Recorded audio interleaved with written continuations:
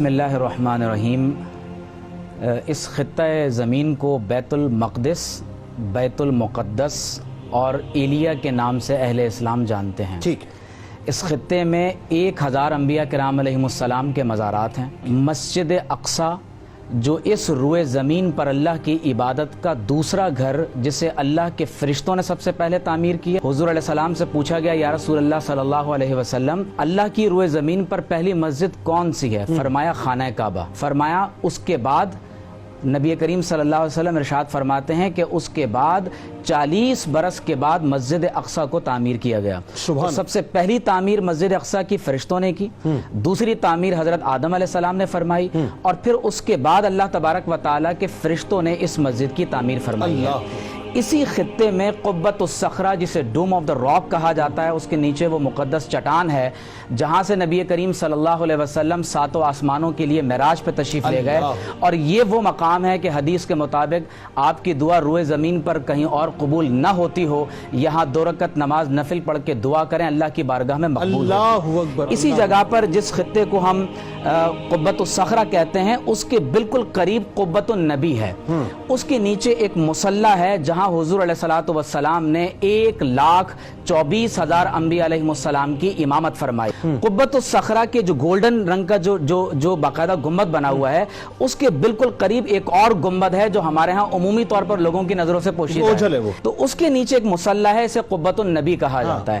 پھر اسی کے ساتھ ہی متصل، جس کا آپ نے بار بار ریفرنس دیا کہ ویلنگ وال ہے، ویلنگ وال کے ساتھ ہی ایک مسجد براق۔ میں بہت تاریخی طور پر ایک بات کہ یہاں پر وضاحت کرتا چلوں، مسلمان اس کو محض دیوار گریہ سمجھتے ہیں، یہ مسلمانوں کے نزدیک دیوار گریہ نہیں ہے، ہم اسے حائط البراق کہتے ہیں۔ ہم اسے دیوار براق اس لیے کہتے ہیں کہ معراج کی شب حضور علیہ السلام کا براق اس مقام پر آ کر ٹھہرا، اور اسی کے ساتھ ایک مسجد براق ہے۔ اس مسجد براق میں ایک حلقہ موجود ہے، اور 1,24,000 انبیاء علیہ السلام جب کبھی مسجد اقصی تشریف لائے ہیں، انہوں نے اپنی سواری کو اسی حلقے کے ساتھ باندھا، اور حضور علیہ السلام نے بھی اسی جگہ اپنے براق کو جو ہے وہ حضرت جبریل علیہ السلام سے بنوایا۔ بحیثیت ایک ریلیجن ہم یہودیت یا جوڈائزم کے خلاف نہیں ہیں۔ ہمارا جو بنیادی موقف ہے وہ یہ ہے کہ جب آپ مسلمانوں کے اس خطہ زمین کے بارے میں بات کرتے ہیں تو اس حقیقت کو جان لیجئے کہ دنیا کے 3 مذاہب کے لیے یہ جگہ بہت اہمیت کے حامل ہے۔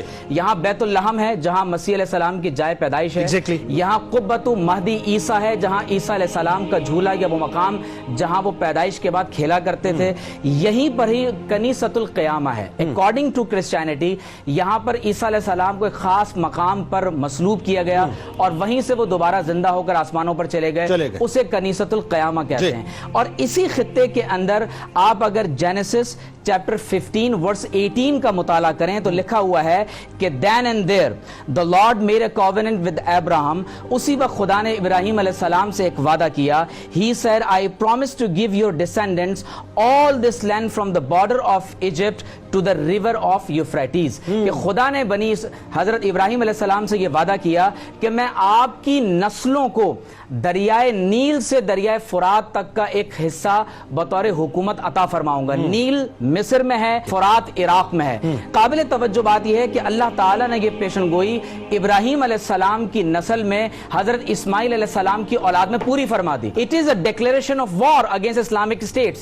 کہ آپ جب یہ کہتے ہیں کہ ہمیں مصر سے فرات تک اپنی حکومت قائم کرنی ہے، مجھے آپ یہ بتائیے کہ 1917 میں جب جنرل ایلن بی سلطنت عثمانیہ کے اختتام کے بعد آپ دیکھتے ہیں کہ جب وہ ایک آزادانہ طور پر بیت المقدس میں اسرائیلی فوجوں کے ساتھ داخل ہو رہا ہے، دوسری طرف آپ دیکھتے ہیں کہ 48 میں جا کر اسرائیل کا قیام ہوتا ہے، 67 میں عرب اسرائیل وار ہوتی ہے۔ اب آپ یہ دیکھیے کہ اس کے بعد جب آپ دیکھ رہے ہیں تو اسرائیل ایکسپینڈ کر رہا ہے۔ وہ لوگ جو یہ سمجھتے ہیں کہ یونائٹڈ نیشنز یا OIC کے ذریعے سے اس پرابلم کو ریزالو کیا جا سکتا ہے، وہ اس کو تاریخی تناظر میں دیکھیں۔ اب آپ دیکھیں کہ 2 باتوں کو یہاں ہمیں سمجھ لینا چاہیے۔ آخر یہودی مسلمانوں کا کشت خون کر رہے ہیں، وہ بمباری کر رہے ہیں، انہیں کسی عالمی قانون کی، کسی مذہب کی، کسی انسانی حقوق کی کوئی ان کے پیش نظر بات نہیں ہے۔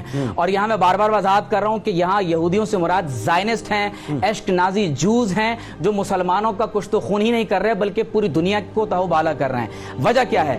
تالمود کے حوالے دینے کا میرے پاس اس وقت کیونکہ وقت نہیں ہے۔ قرآن میں اللہ نے فرمایا کہ ان کا عقیدہ یہ ہے لیس علینا فی الامیین سبیل، وہ کہتے ہیں کہ جو جینٹائلز ہیں، غیر یہودی ہیں، they are like animals, cattles، آپ ان کے ساتھ جو چاہیں کر سکتے ہیں۔ دوسری وجہ یہ ہے کہ مسلمان آج خاموش کیوں ہیں؟ حضور علیہ الصلوۃ والسلام نے فرمایا کہ قرب قیامت میں اطراف و اکناف عالم سے افواج میری امت پر حملہ آور ہوں گی، اور وہ اس طرح سے ایک دوسرے کو دعوت دیں گے جیسے دسترخوان پر بھوکے لوگ ایک دوسرے کو دعوت دیتے ہیں۔ صحابہ نے پوچھا یا رسول اللہ کیا ہماری تعداد کم ہوگی؟ حضور علیہ السلام نے فرمایا کہ نہیں، تمہاری تعداد بہت زیادہ ہوگی لیکن تمہارے اندر وہن پیدا ہو جائے۔ یہ وہ دو بنیادی اسباب ہیں کہ 1,60,60,000,000 سے زائد مسلمان ہیں، 60 لاکھ سے زائد مسلمانوں کے پاس ٹرپس موجود ہیں، اس کے باوجود مسجد اقصی جل رہی ہے۔ اور یقینی طور پر میں بس ایک آیت پڑھ کے میں اس بات کو مکمل کر رہا ہوں۔ اللہ تعالیٰ نے ارشاد فرمایا وَمَا لَكُمْ لَا تُقَاتِلُونَ فِي سَبِيلِ اللَّهِ، تمہیں کیا ہو گیا تم اللہ کے راستے میں قتال نہیں کرتے؟ والمستضعفین من الرجال والنساء والولدان الذین یقولون ربنا اخرجنا من هذه القرية الظالم اهلها واجعل لنا من لدنك ولیا واجعل لنا من لدنك نصیرا۔ یہ ہے وہ پالیسی جو پورے عالم اسلام کو اس وقت اختیار کرنی چاہیے۔ بالکل ٹھیک ہے۔ واقعہ ہے شب اسراء کا، اور ہجرت مدینہ منورہ سے 1 سال قبل نبی کریم صلی اللہ علیہ وسلم کو معراج ہو رہی ہے، اور اللہ تعالیٰ فرما رہا ہے سبحان الذی اسری بعبدہ لیلا من المسجد الحرام الی المسجد الاقصی۔ یہ نقطہ ہمیشہ کے لیے تمام سامعین اپنے ذہنوں میں بٹھا لیجئے کہ مسجد اقصی ہو یا خانہ کعبہ ہو، یہ نسل پرستی کی بنیاد پر تعمیر ہونے والی عبادت گاہیں نہیں ہیں۔ حضور علیہ الصلوۃ والسلام کی بعثت سے قبل ابراہیم علیہ السلام کے ایک بیٹے بنو اسماعیل میں سے حضرت اسماعیل علیہ السلام، بنو اسماعیل خانہ کعبہ کی نگرانی کرتے رہے، اسحاق علیہ السلام کی نسل کے لوگ بیت اللہ کی نگرانی کرتے رہے۔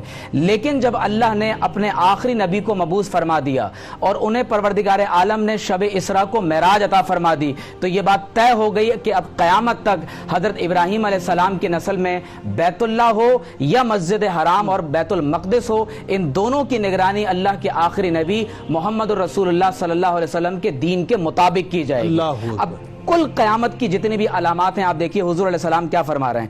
فرمایا کہ اس مسجد میں نماز پڑھنا، صرف 2 رکعت نماز پڑھنا، فرمایا کہ گزشتہ تمام گناہوں کا کفارہ بن جاتا ہے اور 50,000 نمازوں کا ثواب ہے۔ قرآن نے کہا ہے من المسجد الحرام الی المسجد الاقصی۔ حضور فرماتے ہیں کہ جس نے حج یا عمرے کا احرام باندھا من المسجد الاقصی الی المسجد الحرام، اس کے اگلے اور پچھلے تمام گناہوں کو معاف کر دیا جائے گا۔ اس پورے خطے کو بلاد الشام کہتے ہیں، اور حضور علیہ السلام نے فرمایا اذا فسد اہل الشام فلا خیر فیکم، اگر اس خطے میں جنگ برپا ہوگی تو فرمایا پھر میری امت کے اندر خیر باقی نہیں رہے گی۔ آپ دیکھیے کہ جارڈن، موجودہ اردن، اسی طرح سے پورا فلسطین، ایجپٹ، اور یہ جو خطے، جو بارڈرز آپ کو نظر آ رہے ہیں، یہ تمام کا تمام حصہ اس زمانے میں بلاد الشام کہلاتا ہے۔ اب آپ دیکھیے آپ صلی اللہ علیہ وسلم نے فرمایا کہ عمران و بیت المقدس خراب و یثرب، اگر بیت المقدس میں آباد کاری ہوگی تو یثرب کی، فرمایا کہ عمران و بیت المقدس خراب و یثرب، اگر بیت المقدس میں سیٹلمنٹس ہوں گی تو یثرب میں تباہی ہوگی۔ اب حضور علیہ السلام نے مدینے کا لفظ استعمال نہیں کیا، آقا علیہ السلام نے یثرب کہہ کر بتایا کہ وہاں تباہی بربادی کی طرف نعوذ باللہ من ذالک لوگ جا سکتے ہیں۔ فرمایا وخراب یثرب خروج الملحمہ، اور اگر مدینہ طیبہ میں تباہی ہوئی تو فرمایا کہ اس سے بڑی جنگ عظیم شروع ہوگی، خروج الملحمہ فتح قسطنطینیہ، اور جب بڑی جنگ ہوگی تو پھر قسطنطینیہ دوبارہ ری کیپچر کیا جائے۔ دیکھیے ابھی ہمیں نہیں معلوم کہ اس میں 400-500 کتنے برس باقی ہیں، لیکن اس وقت یقیناً جو ترکی کا کردار ہے، ہم امید کرتے ہیں کہ یہ وقت کے صلاح الدین ایوبی کا کردار ادا کرتے ہوئے اس سلطنت عثمانیہ کی سنت کو زندہ کریں گے جنہوں نے ایک مرتبہ بیت المقدس کو پہلے فتح کیا تھا، اور انشاءاللہ اس کی عظمت کو دوبارہ قائم کریں گے۔ اب آپ دیکھیے کہ حضور علیہ الصلوۃ والسلام خود ارشاد فرما رہے ہیں، اور یہ حدیث نہایت ہی قابل توجہ ہے۔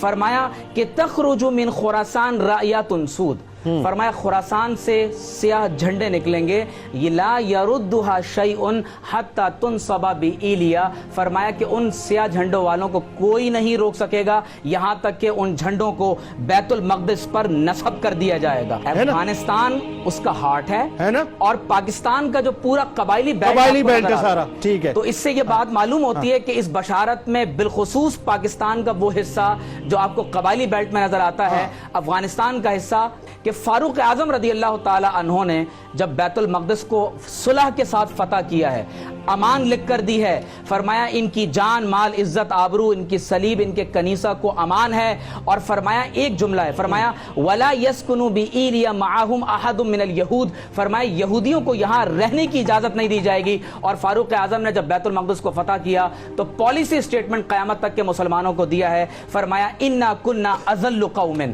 ہم ضلالت میں گرے ہوئے لوگ تھے، فَأَعَزَّنَا اللَّهُ بِالْإِسْلَامِ، اللہ نے ہمیں اسلام کے ساتھ عزت دی ہے، فَمَهْمَا نَطْلُبُ الْعِزَّةَ بِغَيْرِ مَا أَعَزَّنَا اللَّهُ بِهِ أَذَلَّنَا اللَّهُ، حضور کی غلامی کو چھوڑ کر مسلمان جب کبھی بھی اقوام متحدہ کے پاس جائیں گے یا کہیں اور جائیں گے، اللہ انہیں ذلیل و رسوا کر دے گا۔ تو ضرورت اس امر کی ہے کہ ہم محمد رسول اللہ کی بارگاہ میں گنبد خضرا کی طرف، اللہ تعالیٰ